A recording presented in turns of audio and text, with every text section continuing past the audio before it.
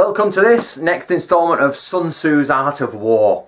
Now, last time I went through the 5 constant factors, and now what we're going to do is go through the 7 estimations, if you will, or what you've got to estimate about your side and the enemy's side. Number 1, which ruler has the way? This is which ruler has the better relationship with his subjects, which society or organisation is better equipped, which ruler understands his people the best, and which people respect their ruler the most. Number 2, which general has the greater ability? So basically, which general is the best at warfare? That is obviously a factor that has to be come into account. Which general has the advantages of heaven and earth and the terrain? So what this means is you've got to check your army versus their army, your position versus their position. Who's got the better advantage of heaven? What this means is, remember we went through last time the Bansen Shukai. You've got to be going through, are they in an area of war, a direction of war? Are you in a direction of death? Are they in a direction of life? All these things, and the day, the time, all have to be worked out. And which general has the upper hand in that part? Of course, which general is in a better position? Which terrain does he hold the better terrain? Number 4, who has the best regulations? Who is the most organised?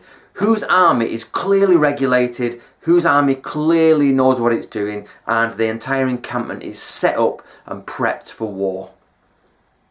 Number 5, whose forces are the strongest? Which army is actually the biggest? Which army has the best warriors, the best training, the best equipment? You've got to weigh all this up and see where you come to. Number 6, training. Which soldiers are trained the best? Are they professional warriors? Are they a standing army? Are they only conscripts? How much training have they had? Do they know about manoeuvres, flags, signalling? All of these things that come under warfare. How well trained are the enemy's army? How well trained are your army? Number 7, whose rewards and punishments are clearer? Now, what this means is who actually rewards the correct people, who promotes the correct people to the correct place, and who's constant in them. If you do something one day and someone's rewarded for it, but the next day someone's not rewarded for it, or if somebody does something and they're punished, but somebody else does it and they're not punished, you'll have disarray in your army. You won't have a stable foundation. So as a ruler, as a general, you have to have punishment and reward in the correct amount for the right thing, and it has to be continuous. Sun Tzu says that if you estimate these 7 points with reflection on the 5 factors, you will know who will win. So of course, the 5 constant factors in warfare we went through in video 2, and then once you've understood those 5 factors in relation to your army and the enemy army, is just how big. Then you go to the 7 points, or the 7 estimations here, and you go through them. You have to be critical. You have to say, they're better than us at this.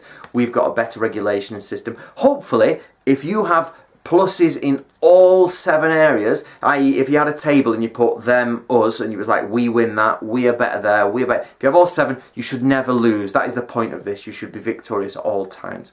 But, obviously you're not going to get all 7, so you have to weigh it up, and then you have to weigh in heaven, earth, terrain, and then decide if you attack or not. Now, me and Ben Morgan, who are doing this, we sit on Skype, as I've said before, for a few hours. We've decided we had a quick look at cross-referencing the first 5 factors and these 7. And what we came up with is that they generally overlap. So you've got the 5 constant factors, and these 7 estimations are connected with them, directly connected. But there are 2 which are, you could say, indirectly connected, or not, they're not quite there. And they are which forces are stronger, and punishments and rewards. They are within the 5 constant factors, but they're a bit lower down. They're a bit of a subcategory. So just a little bit of extra information there. That's it for today. Of course, we're Nato Ryu. I keep doing that, but my sleeve's pulled up. We're Nato Ryu, and we're studying warfare collectively as a group. So please subscribe below and join us.